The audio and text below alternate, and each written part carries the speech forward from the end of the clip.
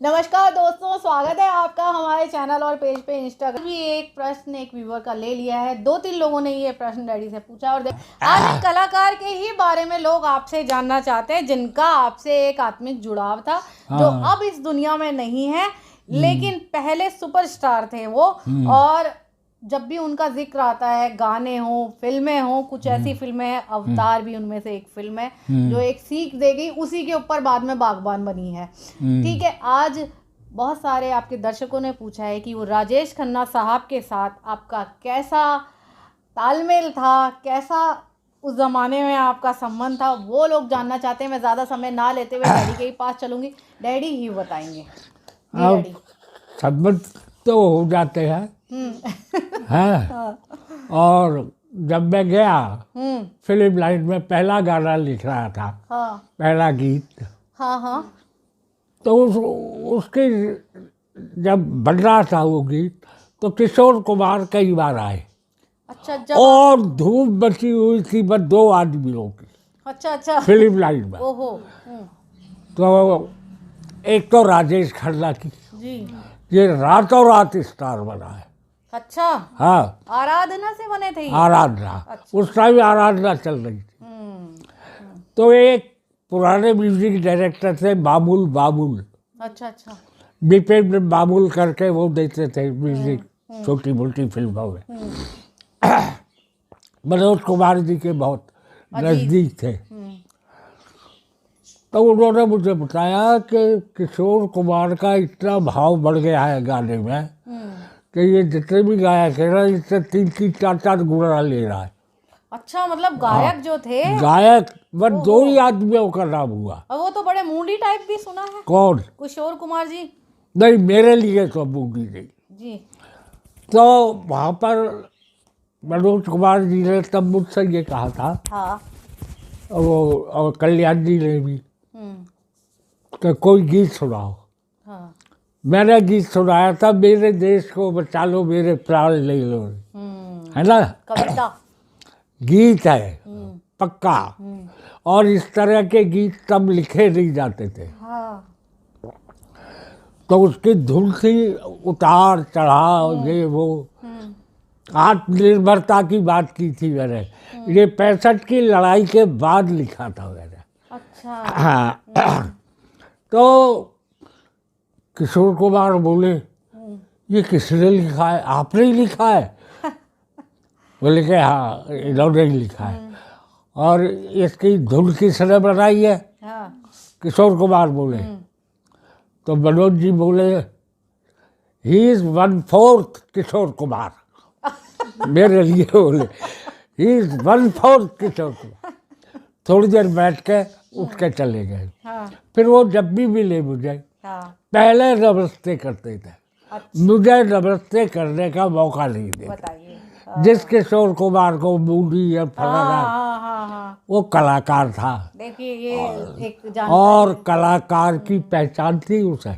मनोज कुमार की तरह, जी, राज कपूर की तरह, समझ गए? जी। तो ये लोग, लक्ष्मीकांत प्यारेलाल, सही बात। ये भी बहुत पारखी थे। तराशने वाले। तो मैं ये कह रहा था राजेश जी कि राजेश खन्ना सबसे पहले मनोज कुमार जी के यहाँ एक पार्टी हुई। अच्छा। पार्टी वो ज़्यादातर क्रिकेटर्स के लिए देते थे, मनोज अंकल। हाँ। लेकिन मुझे लगता है उसमें क्रिकेटर्स थे या नहीं, क्योंकि उसमें प्रवीण भाभी और रीना राय, ये 2 बैठी थी बीच में। अच्छा, मेरी तो आदत है एक कोने में जाके अपनी एक कुर्सी पे बैठ जाना और फिर नहीं उठना। जिसको आना है आए, नहीं आना है बता। ये शुरू से आदत है। शुरू से। तो फिर अपन बैठे थे, बस लक्ष्मी जी देरी से आए। पहले वो मेरे पास बहुत देर बैठे रहे। तो वहाँ चर्चा हो रही थी क्रांति की। तो क्रांति में दिलीप कुमार, मनोज कुमार, हेमा मालिनी, शत्रुघ्न सिन्हा, शशि कपूर, प्रेम चोपड़ा, पता नहीं क्या क्या। तो लक्ष्मी जी वहाँ तक खड़े हो गए। सब मुझे पता भी नहीं कि वो किस बात पे हुए। अच्छा। हाँ, खड़े होकर बीच में बोले कि कोई हो, म्यूजिक जीतेगा, music is number 1, by God. इस तरह उधर से राजेश खन्ना आ गए। अच्छा। तो वो पहले सबसे मिलते मिलाते ऐसा कनखियों से मुझे देख रहे थे वो। ऐसा करते बहुत तेज थे। और उन्हें ये भौए बटकाने की बड़ी आदत थी। मुझ पर तो होती थी। ऐसा करके करते गए। खैर वो मेरे पास आ गए। बहुत देर मतलब ऐसी इधर उधर की बातें होती रही। और फिर बोले मिलते रहेंगे। ये फिल्म लाइन की भाषा है। मिलते रहो, मिलते रहेंगे। तो राजेश खन्ना जहाँ रातों रात स्टार बने थे, देखते ही देखते गायब हो गए। और जब ये हमको मिले तो जैसे बल्ब एक कोई डिम हो जाता है, बहुत तेज रोशनी में, और फिर डिम, धीरे धीरे, तो उसकी जो रोशनी है वो बल्ब तक ही रह जाती है। तो मैं सोच रहा था कि यार जब मैं आया था क्या नाम था, और राजेश खन्ना का अगर किसी पे असर नहीं पड़ा था तो 2 जनों पे। एक तो मनोज कुमार और एक देवानंद। देवानंद तो मनोज कुमार से भी बहुत पहले थे। इनकी शख्सियत बनी हुई थी। फिर आगे मतलब मेरा दिल्ली आना जाना लगा रहा।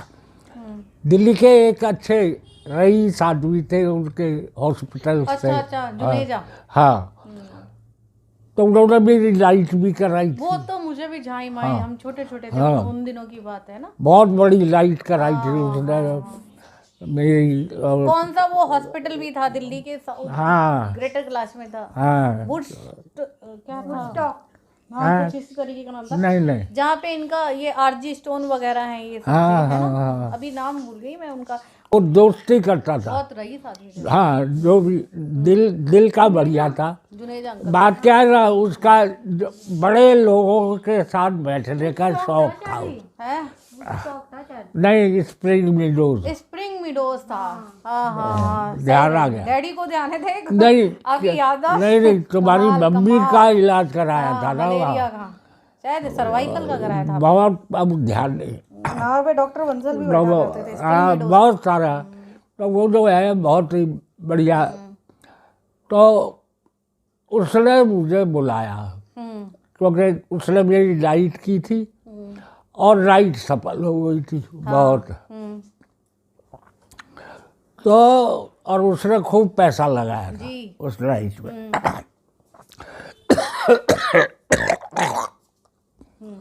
फिर उससे दोस्ती हो गई। अच्छी दोस्ती थी आपकी। तो वो अब उसके घर भी हम जाने लगे। वो हमारे घर आने लगा। डिनर वगैरह, दिन में भी डिनर, गेट टुगेदर वगैरह का। हाँ, खूब चलन था। ये भैया के जाने के बाद बना। हाँ, अब जी भी नहीं करता ना। पहले एक वो टाइम था कि हफ्ते में किसी न किसी के यहाँ एक गेट टुगेदर था, कोई ना कोई, जिनमें से टीपी अंकल थे। ये सब हमें याद है। वो तो सुबह 7 बजे मुझे फोन कर देते थे। ये अब कहीं भी और ना चला जाओ। ये सिलसिला बंद कर दिया। अब नहीं, मन भी नहीं करता। खैर, काहे का मन, घर का ही खाना। कई बार घर का खाना भी खाने का मन नहीं होता है, घर का भी नहीं खा पाते। और देखिए फिर से हम बाप बेटी की बात कहाँ से चली थी। हम ऐसा ही चलता है हमारा। हाँ, हम दोनों की केमिस्ट्री ऐसी है। ढलान पे क्या था, एक तरह से ढल चुका था। हाँ। लेकिन वो उसकी मुस्कुराहट में वो बात नहीं, उसमें उसकी मुस्कुराहट के अंदर ये लगता था कि ये आदमी जबरदस्ती मुस्कुराने की कोशिश कर रहा है। अच्छा, मतलब अंदर से कुछ ना कुछ था खालीपन हर आदमी को। डैडी, आपको क्या लगता है, एक आर्टिस्ट जो होता है, ये एक सच्चाई है?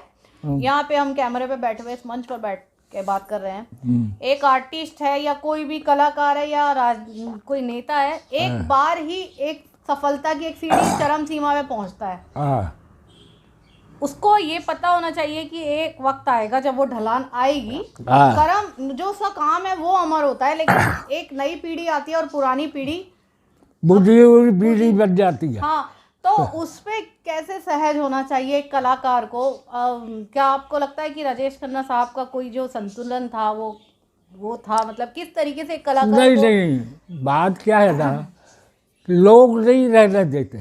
हाँ। इनसे पहले मैं एक तुमको उदाहरण देता हूँ।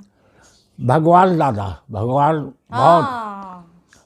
उनकी एक जमाने में कहते हैं कि इतना उनका नाम हो गया था, और उनका जो डांस की मुद्राएं थी, भोली सूरत दिल के हाँ बोले, खोटे, वो गीता वाली के साथ। हाँ, तो वो अलबेला, अलबेला।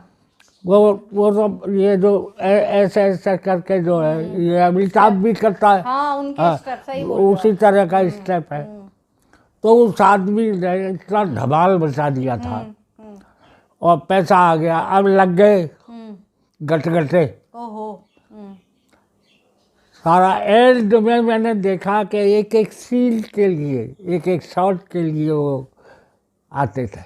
तो कैसे कलाकार को कैसे दिमाग सहज होना को चाहिए? बैलेंस रखना चाहिए, संतुलन। कभी उसे ये मत समझो कि हमारा इतना आ रहा है, इतना जा रहा है, और ये मैं नहीं बहुत बड़ा हूँ ना। बात क्या है, अगर ऐसा होता तो बेटे अब 10वां साल शुरू हो गया है, क्या? हाँ, 10 तुम्हारे भाई को गए हुए, अगर मैं संतुलित नहीं रहता तो परिवार बिखर गया था, एग्जैक्टली। और ना मेरी कला चलती, ना कविता चलती, ना कुछ चलती, और कुछ तो बेमतलब के दुश्मन बन जाते हैं। बिल्कुल। समझ में आया ना? तू कौन, मैं खा। वो लाइन में है ही नहीं, फिर भी हाँ, वो अपने आप को दुश्मन बिल्कुल, समझते हैं। एक बड़ी एक विचित्र सी हाँ, बात है ना? बिल्कुल।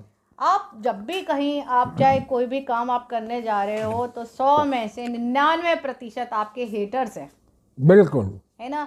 ये बात समझिए। 1% ही है। हाँ, आपका कौन अपना है, कौन पराया है, इस सबको परखने से पहले आप मौन धारण कर लीजिए। हाँ, बिल्कुल बिल्कुल। कुछ नहीं, तो हम हमारे लिए सब एक से, सब एक है ना? तो अब उस चीज़ में तो ये हमको यहाँ मिले, फिर खान पान भी एक साथ होता था हमारा। हम जुनेजा, राजेश खन्ना, एक वो बेनेवाल जी रहे। हाँ बेनीवाल, आपके एक फ्रेंड थे, हाँ, तो मुझे याद है। इसके थ्रू अब तो कह रहे वो भी संतवंत हो गया है। वो आए थे। वो जो डीजीए का इंजीनियर था, कहीं ना कहीं कमीशन जरूर खाएगा। तो अब कैसा टाइप था वो? हाँ, कोई बात कोई नहीं, सपना समय समय है, समय। हम कुछ नहीं कर सकते इसमें। ये ऐसा हो रहा था। हाँ, ये ऐसा होना था। तो अब राजेश खन्ना बैठते थे, तो जब उन्हें झुरझुरी सी आती थी, अच्छा, क्योंकि भाई कहाँ आसमान थे उसके, सिल्वर वो सुपरस्टार, अरे स्टारडम। लड़कियां जो थी, ये जो कार है ना, उसकी कार को लिपस्टिक से लाल कर दी। ऐसा तो किसी के साथ हुआ ही नहीं। कितना बड़ा स्टारडम। हाँ, एक साथ सब मौने हो गए थे। मैंने कहा ना, एक साथ इतना छा गया था ये। और इसी के गाने, और उधर किशोर कुमार, वरना तो अशोक कुमार के छोटे भाई कहलाते रहे, फिर किशोर कुमार के बड़े भाई कहलाए अशोक कुमार। समझ गए? ये होता है। तो उन्होंने, फिर हम लोग बैठते थे, तो मुझसे जब वो उनसे अपना अंदर का राजेश खन्ना जगता था, तो मुझसे बोलता था, बहुत गहरी दोस्ती, कोई फिल्म नहीं की उसके साथ, हाँ, लेकिन दोस्ती बहुत अच्छी। दोस्ती बहुत। तो मुझसे कहता, संतोष जी मेरे ही साथ क्यों होता है? लगा सबके साथ होता है, तू महसूस करता है, महसूस मत करो। और पर तुमने इतना बड़ा स्टारडम, इतना बड़ा आकाश अपने साथ रखा है, तो तुमको कहीं ना कहीं तो आ जाइएगा। हाँ, लेकिन तुम महसूस मत करो, और वही महसूसियत उसको लेकर चलिए। हाँ, ये तो सच्चाई है। मुशायरों में, कवि सम्मेलनों में राजेश खन्ना मुझसे मिल के जाते थे, तो बस इस तरह की हमारी दोस्ती थी जिसके अंदर ना कोई स्वार्थ था, प्यार था, एक दूसरे से का दर्द बांटते थे हम, और मुस्कराते थे, हंसते थे। ये हमने जिंदगी जी है राजेश खन्ना। और जब हम जैसे दोस्त उसके साथ रहते तो वो इतनी जल्दी नहीं जाता। वक्त की बात। जब वो अकेले पन में उसके घुल लग गया, आपने देखा बालकनी में जब वो आया था, देखा नहीं, अब